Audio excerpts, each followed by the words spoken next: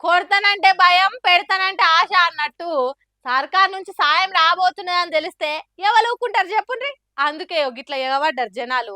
వచ్చరా వచ్చరా పాయరా పాయరా అన్నట్టు పిరో పిరో మనూరుకొచ్చిండ్రు. నాకో పోస్ట్ ఆఫీస్‌ల ఖాతా ఇయ్యి, నా కాగితాలు ముందు తీసుకో అని తపాలా కార్యంలో పనిచేసే ఆఫీసర్‌ను తాపకో మాట అనుకుంటా ఉక్కిరి బిక్కిరి చేసిండ్రట. ప్రతి నెల రూ. 2500 ఉత్త పుణ్యానికే వస్తుంటే ఎందుకు అశ్రద్ధ చేయాలి అన్నట్టు దన్నూరుకొచ్చి అప్లై చేస్తున్నారట. మరి ఎవడు పుట్టించిండో ఏమో పోస్ట్ ఆఫీస్‌లో ఖాతా ఉంటేనే మహాలక్ష్మి పథకం వస్తదని.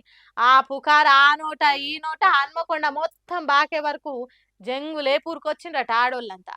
ఆలు లేదు సూలు లేదు కొడుకు పేరు సోమలింగం అన్నట్టు ఎన్నికలప్పుడు కాంగ్రెస్ పార్టీ ఇస్తామన్న మహాలక్ష్మి పథకం ఊసేయలేదు. దాని ధ్యాస లేదు గాని జనం మాత్రం పరుగో పరగని ఉరికొచ్చిండ్రు. నా 2500 నా 2500 అనుకుంటా కాళ్ళకు చెప్పులు ఊసిపోయిన కదం దొక్కిండ్రట. తీరా పోస్ట్ ఆఫీస్కి వచ్చినాక ఎవరు చెప్పిండ్రా మా ఈ ముచ్చట అంత ఉత్తదే అని అనుడితోని గాలి తీసిన టైర్ తిరగ తుస్సుమన్నారట. ఈ పుకార్లు పుట్టించిన నోట్లే మన్ను జిరాక్సులు ఆటో ఛార్జీలు అటు ఇటు తిరుగుడు ఆగమాగమా అయింది. ఎక్కడ వెనక పడతామో అని గాలి గాబరైనాం.